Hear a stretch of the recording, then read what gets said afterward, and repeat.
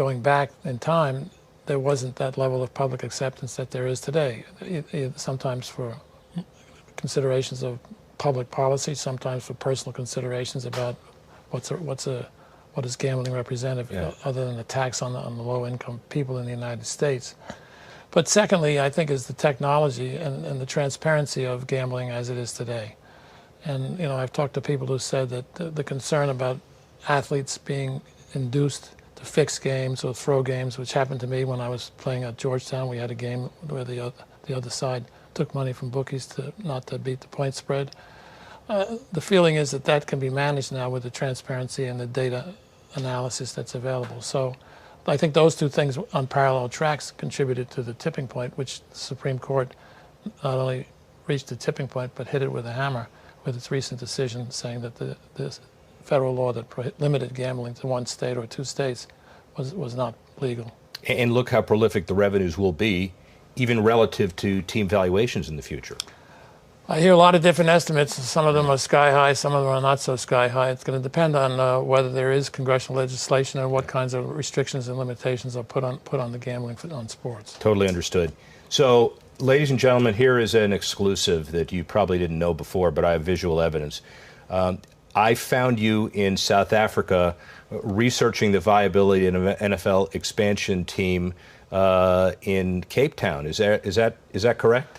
Well, you found me in Cape Town in June of this year, and I was very interested in football down there and that great game that Nelson Mandela talked about, and the ability of sports, including football, to bring people together. But it was not for an NFL expansion. No, and of course I'm kidding, but it is a world coincidence. We found each other on respective trip to Robben Island.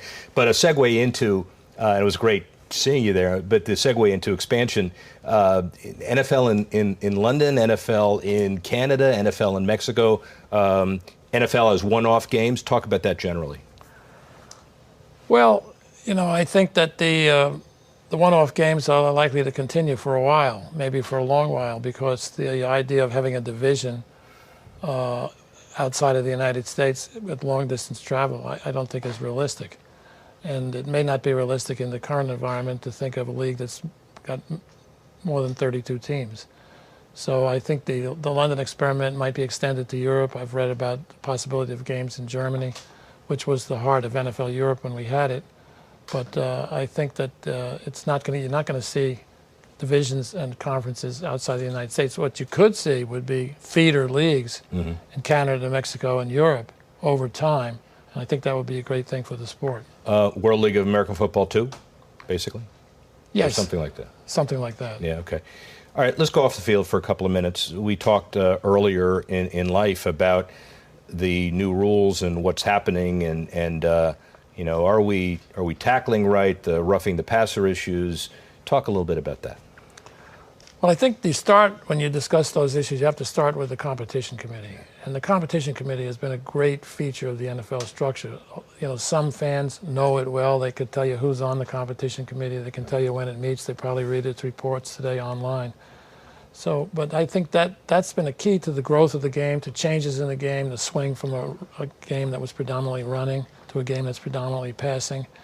And I think the other huge factor, aside from how the competition committee has been an effective steward of the rules of the game, is the change in the athletes. Athletes today are very different from athletes 40 years ago, just in terms of size, skill, speed, and a sense of invulnerability that comes from looking like bionic men and the equipment that they're using. So you have to take all those things into account as you look at the rules changes. And you had some interesting comments about Don Shula's perspective on all of this. Tell that story. Well, I read, just this week, I read an article saying that the rule that's controversial now about roughing the passer is the same rule that was adopted in 1995 by the competition committee. It's been in place for 23 years. Don Shula, in those days, when that kind of a rule change was debated, he used to say that the rule should be that the defensive player has to cradle the quarterback, not knock the quarterback down on the ground. And he would point to footage of Reggie White, one of the great Hall of Famers, tackling quarterbacks by cradling them and helping them stay up on their feet.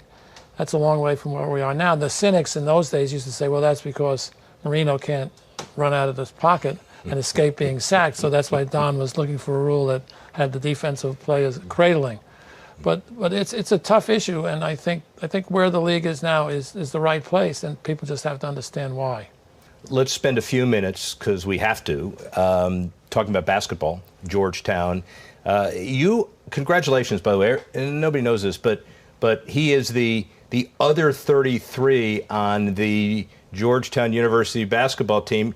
You're in the Hall of Fame. Congratulations. Well, number 33 is in the Hall of Fame, which was the number that I wore when I played at Georgetown. So who else? Somebody else wore it? It was also worn by Patrick Ewing, and it only got in the Hall of Fame after he wore it, not me. Got it. Understood. But you had the rebound record for a long time at Georgetown. Yes, right? yes. And also, more relevant to this, through 2008 to 11, you were chairman of the Board of Trustees and on the board for a long time. So you have a perspective of college athletics that few people do. Overall take of where college athletics is today and where it's going. Well, I think overall college athletics are solid and an important part of higher education. I think that the balance between academics and commerce could use some tweaking. And as you know, I'm a member of the Knight Commission, and the Knight Commission has been working with the NCAA to try and have an influence on redirecting some of the revenues that come from athletics to broader purposes. And I think the other aspect that needs more attention is the scholarship system, because the athletes, especially in Division I football and basketball, are committing so much time now to athletics. I think the scholarship should be more than 4 years. It might be 5, 6, or even 7 years, and the athletes should be rewarded in ways that take account of their academic performance, not just their performance in football or basketball, and that would apply to both men and women's sports. What's the biggest change since you've left that you've noticed, structurally, on-field, off-field, whatever? Well, I think the biggest change for the NFL and for the other professional and amateur sports, for that matter, the collegiate, is the way media has exploded and the way media has become available to everybody through the internet technology and digital technology and the proliferation of devices that we referred to earlier. The social media has become a major factor in the way people communicate at all levels, in all contexts, and it exposes everybody to criticism on a targeted basis. And as we found out in the last year or two, it can also be manipulated and misused by foreign countries. So I think if you look at, like, as I said, when I left, the iPhone and social media like Facebook hadn't even started up.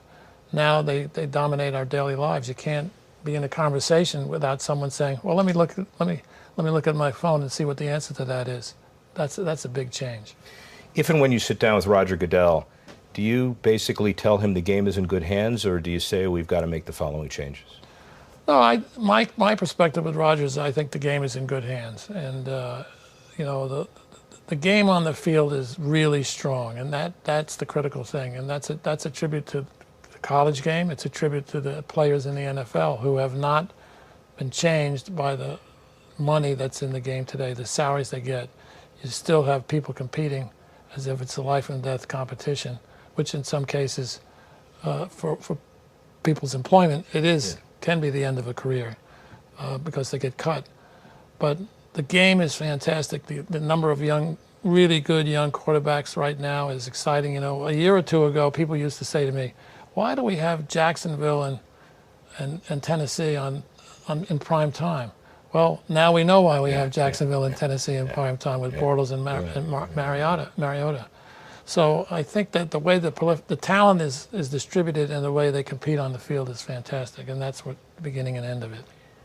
You've done okay with yourself for the first 70-plus years of your life. What about the next 70-plus? I'm looking at the next 7+, not the next 70.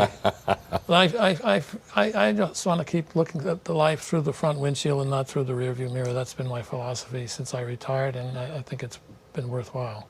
The game is in good hands, and I'm incredibly honored to have you here. Thank you.